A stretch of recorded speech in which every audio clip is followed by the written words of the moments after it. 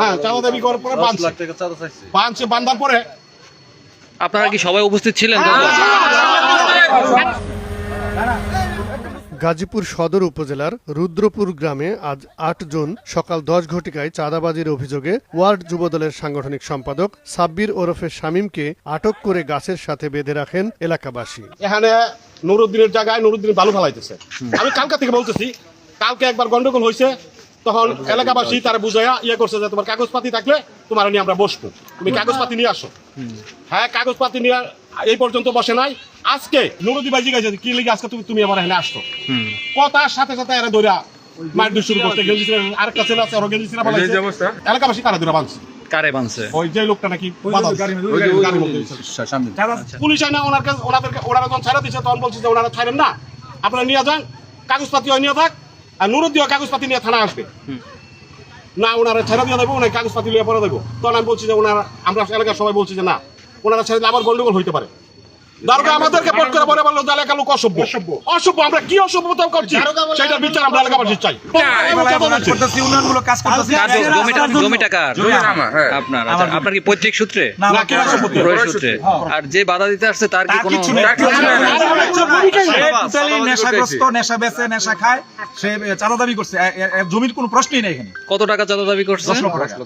তবে সাব্বির হোসেন দাবি করে তার বাবার জমির উপর বালি ফেলতে নিষেধ করায় তাকে মারধর করে গাছের সাথে বেঁধে রাখা হয়। তিনি যুবদলের সাংগঠনিক সম্পাদক পরিচয় দিয়ে বলেন, সে কারো কাছে কোনো চাঁদা দাবি করেননি।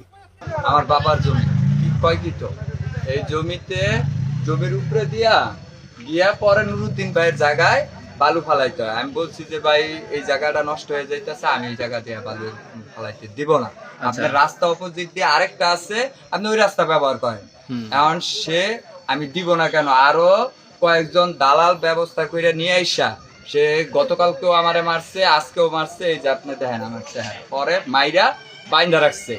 পরে আইসা আমি তো আগেই 999-এ ফোন দিছি যে এই বৃত্তান্ত আমার জায়গা দিয়ে এরকম করতেছে, আমারে মারছে গতকালকেও, আমি আজকে তারপর আসছি। পরে বলতেছে যে কনফারেন্সে থানার সাথে কথা বলছে যে আপনি ওইখানে থাকে, আমরা আসতেছি। পরে আমি আসতেছি, ওনারা আসার আগে আমার ওনারা মাইরা বাইন্দা রাখছে। তাদের কাছে চাঁদা ধরছেন? কোনো প্রকার চাঁদা না, আমি শুধু একটা কথাই বলছি যে আমার জায়গা দিয়ে আমি মাটি ফালাইতে দিব না। যদি আমাকে বলতো সে ভালোভাবে যে হ্যাঁ আমি একটু ফালাই। কি করেন? আপনার পেশা কি? আমি বর্তমানে যুবদলের সাংগঠনিক, আমি আর কি রাসেল ভাই থাকাকালীন আমাদের মেম্বার থাকাকালীন তার সব কাজ কাম দেখাশোনা করছি। এখন কি কাজ করেন? এই পরিষদ টুকিটাকে মানুষের কাজ কাম করা লাগলে করে দেয়, ভাতা করে দেয়, চাইলের কাঠ করে দেয়, এগুলো আর কি মেম্বারের অবর্তমানে আমি করি। ঘটনাস্থল ও এলাকাবাসীর সূত্রে জানা যায়, স্থানীয় নুরুদ্দিন খন্দকার খোকন তার ক্রয়কৃত সম্পত্তিতে বালু ভরাট করছিলেন। পরে তার কাছে চাঁদা দাবি করতে গেলে সে চাঁদা দিতে অস্বীকৃতি জানায়। পরে তার উপর হামলা করলে স্থানীয় জনতা একতাবদ্ধ হয়ে চাঁদাবাজকে আটক করে গাছে বেঁধে রাখেন। পরে পুলিশ ঘটনাস্থলে গিয়ে চাঁদাবাজকে উদ্ধার করে থানায় নিয়ে আসেন। এই ঘটনায় আইনগত ব্যবস্থা প্রক্রিয়াধীন।